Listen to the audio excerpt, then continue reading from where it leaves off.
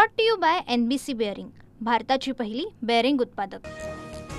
अयोध्येतील राम मंदिरावरील शिखरावर ध्वजारोहण, पंतप्रधान मोदींसह सरसंघचालक मोहन भागवत यांच्या हस्ते रामलल्लाची आरती, देशभरातील 8,000 विशेष पाहुण्यांची उपस्थिती।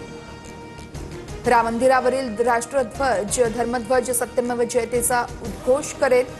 हा केवळ ध्वज नसून भारताच्या सभ्यतेचं प्रतीक। कित्येक पिढ्यांचे घाव आज भरले गेलेत।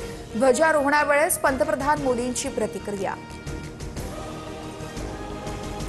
पाहिलेल्या स्वप्नापेक्षाही अधिक सुंदर आणि भव्य मंदिराची उभारणी आहे।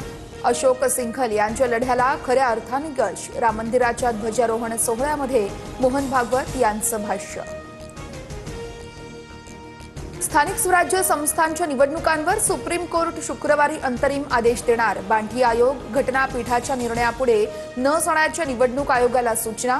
159 शहरांमध्ये 50% पेक्षा अधिक आरक्षणाची मर्यादा ओलांडल्याचाही दावा। मी शब्दाचा पक्का, बारामतीमध्ये काम करून दाखवलं। मात्र काही नेते शहरांच्या विकासावर बोलतात आणि त्यांची शहरच भकास घाण असतात। अंबाजोगाईतल्या सभेत अजित पवारांचं वादग्रस्त वक्तव्य। अजित पवार जबाबदार नेते, राज्याचे उपमुख्यमंत्री, बोलताना प्रत्येकाने तारतम्य बाळगलं पाहिजे। अजित पवारांच्या वक्तव्यानंतर भाजप नेत्या चित्रा वाघ यांचा सल्ला। आक्षेपार्ह फोटो असलेलं टी-शर्ट घालून ट्विट करत कुणाल कामराची RSSवर टीका। तर आक्षेपार्ह पोस्ट कोणी केली असेल तर पोलीस कारवाई करतील, बावनकुळेंचा इशारा। डॉक्टर गौरी गर्जेच्या मृत्यू प्रकरणामध्ये दुपारी 4 वाजता पालवे कुटुंबियांची पत्रकार परिषद। पती अनंत गर्जेसह कुटुंबियांवर आत्महत्येस प्रवृत्त केल्याचा ठपका। पालवे कुटुंबीय अनेक खुलासे करण्याची शक्यता, तर अनंत गर्जे हा पंकजा मुंडेंचा PA। पुण्यातील अपघात सत्रानंतर आणखी एका मार्गावरती वाहतुकीसाठी वेगमर्यादा निश्चित। कात्रज बायपास मार्गावरील भूमकर चौक ते नवले ब्रिज पर्यंत 30 किलोमीटर स्पीड बंधनकारक। पोलिसांचं पत्रक जारी। आदेशाचं पालन न केल्यास कडक कारवाई केली जाणार।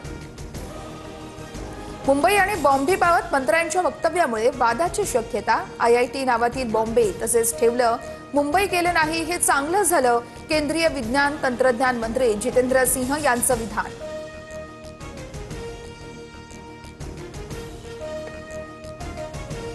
Brought to you by NBC bearing, भारताची पहिली बेअरिंग उत्पादक।